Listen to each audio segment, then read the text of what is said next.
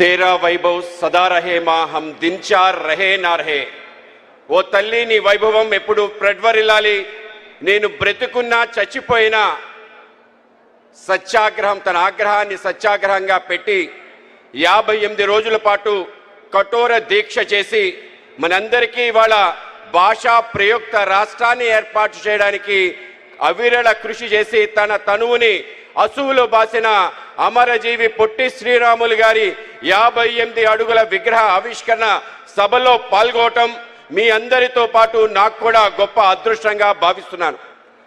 ఇటువంటి ఒక గొప్ప కార్యక్రమానికి నాంది పలికి ముందుకు తీసుకెళ్తున్న వ్యక్తి మన గౌరవ ముఖ్యమంత్రి వర్యులు శ్రీ చంద్రబాబు నాయుడు గారికి, అలాగే డిప్యూటీ ముఖ్యమంత్రి శ్రీ పవన్ కళ్యాణ్ గారికి, అలాగే ఈ కార్యం ఈ రకంగా అవ్వడానికి ముఖ్య కారణం నుండి రాకేష్ గారిని ఈ విధంగా ప్రోత్సహించి ముందుకు తీసుకెళ్లిన మన యొక్క ఐటీ శాఖ మంత్రివర్యులు శ్రీ నారా లోకేష్ గారికి, అలాగే పొట్టి శ్రీరాములు గారి యొక్క కుటుంబ సభ్యులు వాళ్ళు కూడా వేదిక మీద ఉన్నారు.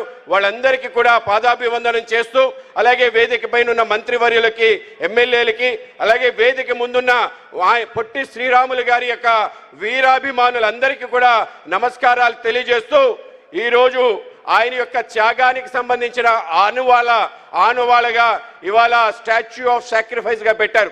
ఎక్కడ పెట్టారంటే ఒక త్యాగాల గడ్డ. ఇవాళ యొక్క తుళ్ళూరు ప్రాంతం, అమరావతి ప్రాంతం అనేక మంది రైతులు వాళ్ళ యొక్క భూమిని ల్యాండ్ పూలింగ్ లో ఇవాళ ఒక భవ్య రాజధాని నిర్మాణం చేయడం కోసం వాళ్ళు ఇచ్చిన యొక్క త్యాగ భూమిలో ఒక త్యాగధనుడి యొక్క విగ్రహాన్ని పెట్టడం ఏదైతుందో అది కేవలం విగ్రహమే కాదు, మనందరికీ రాబో తరాలకు కూడా స్ఫూర్తి ప్రేరణ కలిగించే ఒక దివ్యమైన ఒక విగ్రహం. ఆ యొక్క విగ్రహ ఛాయల్లో మనందరం కూడా తప్పనిసరిగా ఈ భూమితో పాటు ప్రతి ఒక్క వ్యక్తి కూడా పునీతులవుతాడు. కనుక అటువంటి గొప్ప ఆలోచన చేసిన పొట్టి శ్రీరాములు మెమోరియల్ ట్రస్ట్ కి నేను అభినందనలు తెలియజేస్తూ, ఈ యొక్క ట్రస్ట్ ఈ యొక్క విగ్రహ ఏర్పాటుకి ఎవరైతే దాతలందరూ సహకరించారో వాళ్ళందరికీ కూడా ఈ సందర్భంగా అభినందనలు తెలియజేస్తున్నాను. ఆయన అమరుడైన క్షణం ఏదైతే డిసెంబర్ 15 ఉందో 1951 తప్పనిసరిగా మనందరం కూడా 52 మనం తప్పనిసరిగా గుర్తుంచుకోవాలి. ఆయన మామూలుగా మరణించలేదు. ఆయనకి ముందు సాధు సీతారాం అనే వ్యక్తి గుంటూరులో నిరాహార దీక్ష చేశాడు.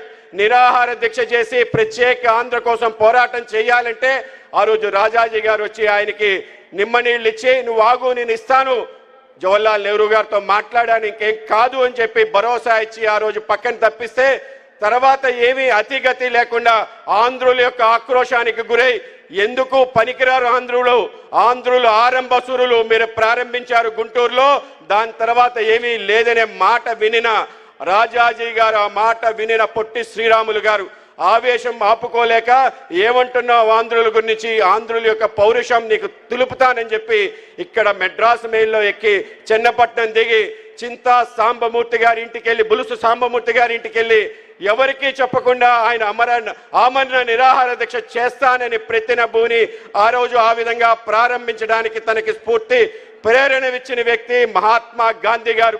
మహాత్మా గాంధీ గారి యొక్క స్ఫూర్తి, ఆయన ఆయుధం ఏదైతే ఉందో సత్యాగ్రహమే నా ఆయుధంగా పెట్టుకుని నేను ఆమరణం నా యొక్క చనిపోయేంత వరకు ఆంధ్ర రాష్ట్రాన్ని ఇవ్వకపోతే ఈ విధంగా మరణిస్తానని హెచ్చరిక ఇవ్వటం జరిగింది.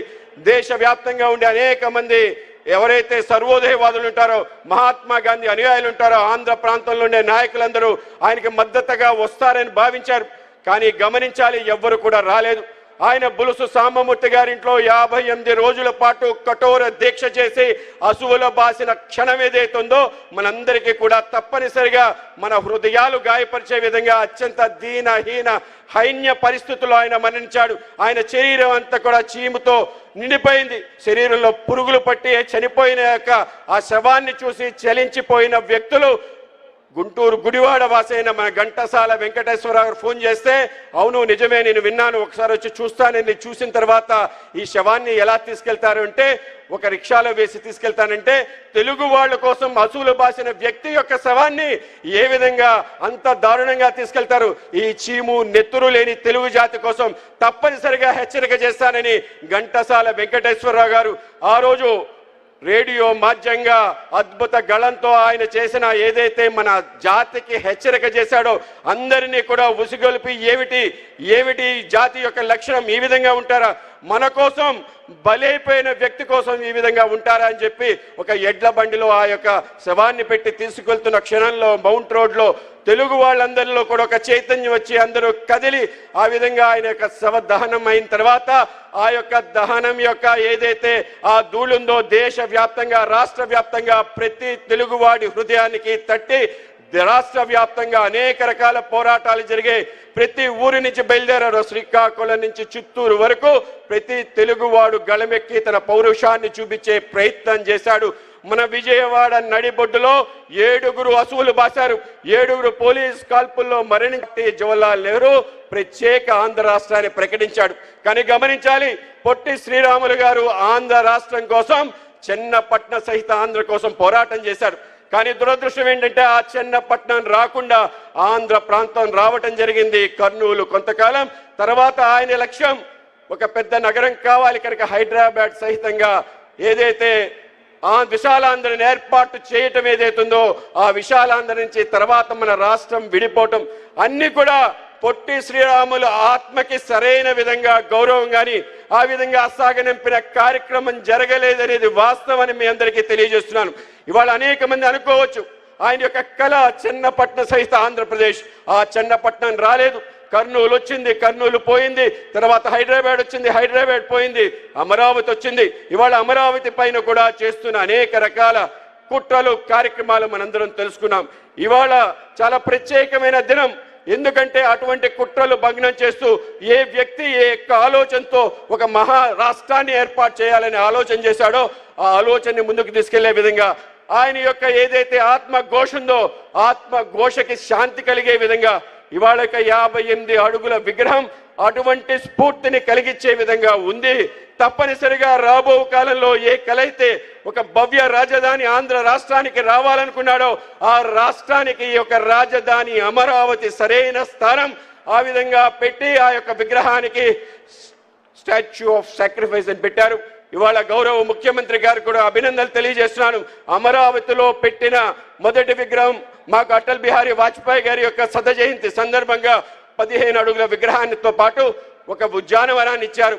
ఇవాళ అటువంటి ఈ యొక్క అమరావతిలో అద్భుతమైన పొట్టి శ్రీరాముల విగ్రహం దేనికోసం ఆయన త్యాగం చేశారు, ఈ రాష్ట్రం కోసం, తెలుగు ఆత్మాభిమానం కోసం.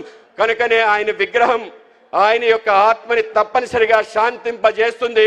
రాబో కాలంలో ఈ ప్రాంతంలో ఏవైతే కుట్రలు జరుగుతున్నా కుట్రలు జరగకుండా చేస్తుంది.